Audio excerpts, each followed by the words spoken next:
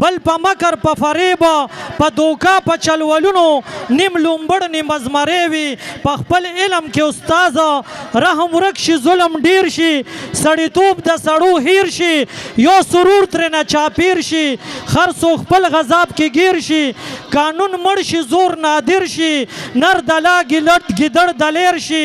بے غیرت غیرتمن شي سپی غړمبیږي ببر شیر شي لاړ شي زور د خرچا خوار شي خوار غریب په جون ستومان شي غل بمري یا بغل کیږي چې ټول غلط نه چاپیر شي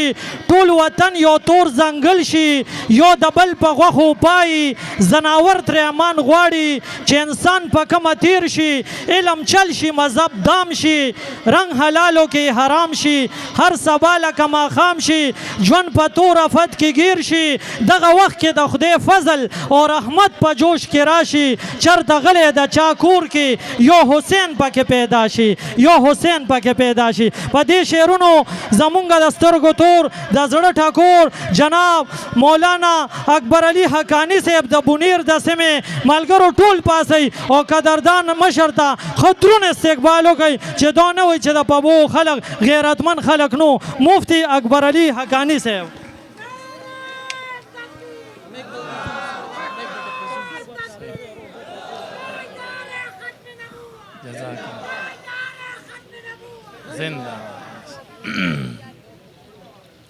بسم الله الرحمن الرحيم قال النبي صلى الله عليه وسلم طلب كسب الحلال فريضة بعد الفريضة او كما قال عليه الصلاة والسلام عزت مندو تاسو ټول راغلی مشران علماء کرام عوام ځوانان تشریف فرما دی نبی کریم صلی الله علیه وسلم فرمائی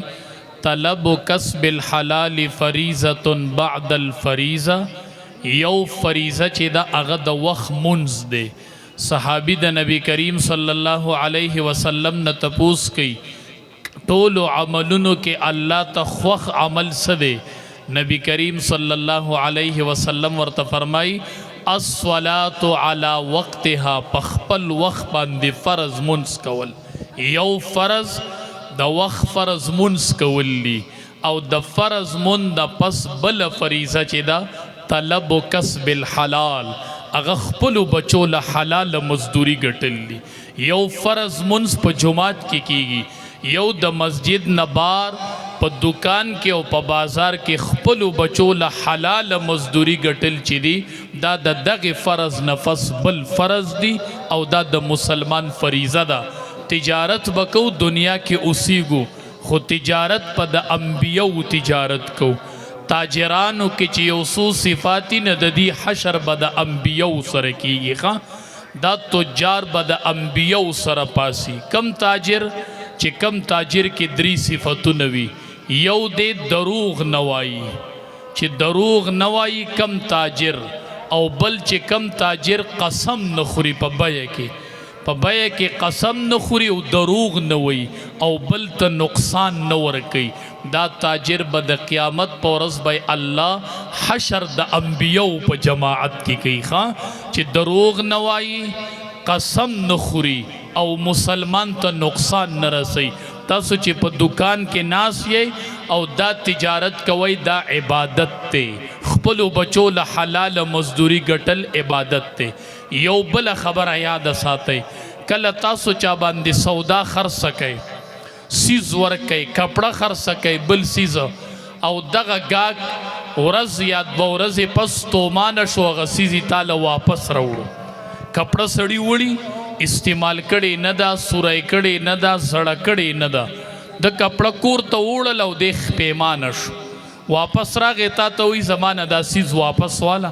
مخپلو پیسو ته ضرورت ته او تاسو داغه ناغه سودا والی او پر رضا هغه ته خپلې پیسې ورکئ دې ته عربی کې اقاله وایي نبی کریم صلی الله علیه وسلم د ټولی دنیا رښتینی وایي من اقال مسلمن چا چې د یو مسلمان سره اقاله وکړله یو دکاندار د یو گاګ سره اقاله وکړله سیزی ته واپس واغستو پیسې ورکړي اقاله الله عثرته یوم القیامه رب العالمین وی چې دا دکاندار زما مخې له راشي دله چې دا ګاګ پیمانه راشي او دی واپسی وکي چې دا ګاګ زما مخې له الله وي دا دکاندار به مال راځي دکاندارانو د الله مخې له به ورځو نن چې تا ته پیمانه ګاګ راشي او ته پیسې واپس کې رب العالمین وایي چې دا دکاندار مال راشي اقال الله اقاله الله عصرته یوم القیامه الله وایي زه به دې ګاګ ته واما چې نن زه ستا سره اقاله کومه تا ته داسې خپیمان راغلی و ته منن مال خپیمان رالی دا ګناهونه دې ټول راکا او ته د هغې په بدله کې جنت والا وزه جنت ته تا د پیسو اقاله کړې وه زه به نن ستا سره د ګناهونو اقاله وکړم کتابونو لیکلي دي و یو غټ تاجر و په غټه سطح د هغه د لاندې واړه واړه تاجران وو واړه واړه اګرایانې به یې راټولولې د خپلو نوکرانو ته یې وی چې څوک دله کوټه پیسې درکړي کره ورسره نه وي ای به دا کوټه پیسې تی په کره الی ځکه چې د ده سره به کره یي نه خیر دی پیسو کې چشمپوشي کوئ ګزاره کوئ هغه تاجر وفات شو چا خوب کې ولید وی الله د سره څه معامله وکړله وی رب العالمین ځان ته مخامخ کړمه وی چې تا د خلکو نه کوټه پیسې په کره اخیستې دي زه د الله ذات یم زه به نن ستا کوټه عمل په کره قبول کړم او ما ته بخلی جنت ته ځه خیر الناس من ینفع الناس الخلق عیال الله فاحب الخلق الى الله من احسن الى عیاله دا ټول مخلوق د الله کنډک دی او په ټول مخلوق کې الله ته غوره کس هغه دی چې هغه د مخلوق سره ښه سلوک کوي صحابي راغې نبی کریم صلی الله علیه وسلم نه تپوس کوي تله د نیکو به څه شی درنوي دا تله به په څه درنیږي دومره غټه تله ده چې ځمکه او اسمان به په یو چابړي کې راځي صحابي راغې وی دا به په څه درنیږي د دواړو جهانو سردار ورته فرمایي تله د میزان د نیکو کو درنی دا په تهجدو نه درنیږي ښه دا په حجونو نه درنیږي دا په عمرو نه درنیږي وی په تله د میزان کې د ټولو نه وزندار شي چې تله بخکته کوي وی دا څه شی دی د دواړو جهانو سردار ورته وفرمیل وی هغه بهترین اخلاق دي د مخلوق سره ښه سلوک کول تجارت به کوو خو د خلقو د فایدې په نیت به یې کوو ښه چې ده ته پیدا ورسي ده ته پیدا ورسي ده ته پیدا ورسي زما د لاس نه چاته هم نقصان ونه رسي د بل سړي د پیدې سوچ به کوو ښه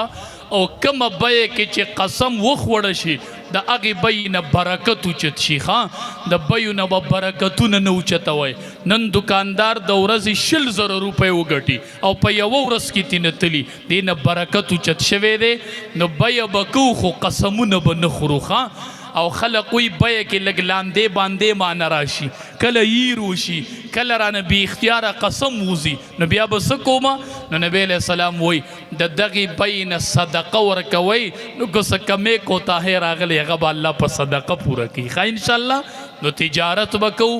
حلال کاروبار به کوو ښه او د خلقو د نفع نیت به کوو چې خلقو ته نفع ورکو یو صحابي راغی لاسې پولی شوي وو امام الانبیاء چې لاسو تو قتل ودا ولې وی خپلو بچو له حلال مزدوری ګټم لاس می پولی شوي گاډو والا مخه پکېږئ گاډۍ چلوئ ریړۍ چلوئ په بازارونو کې گاډۍ ولګوئ دا عبادت ته عبادت د صحابي لاس پولی شو امام الانبیاء ته وی بچو له می نفقه ګټله په لاسونو می پولی راختلی دي امام الانبیاء ورته فرمایي د دې پولو په وجه الله تعالی جنت واجب کړی دی ښه او دا می خپله مفتی سیف الله صاحب دامت برکاتهم العالیه حقانیه کې وسم لا مفتی دی اوس بیمار دی براه راست می ته اوریدلی وی چې کم خلق بار ملکونو ته تللی دی سعودي ته دوبۍ ته ملیشا ته دی د منس اهتمام کوي او د ګناهونو نه ځان بچ کوي او دی خپلو بچو له روزي ګټي او دی له مرګ راغې وی دا مرګ فی سبیل الله دی ښه دا فی سبیل الله دی چې د خپلو بچو دپاره کور کلی پرېښودی دی خپلو بچو له مزدوري ګټي قال النبي صلی الله علیه وسلم طلب کسب الحلال فریضة بعد الفریضة او کما قال علیه الصلاة والسلام وآخر دعوانا ان الحمد لله رب العالمین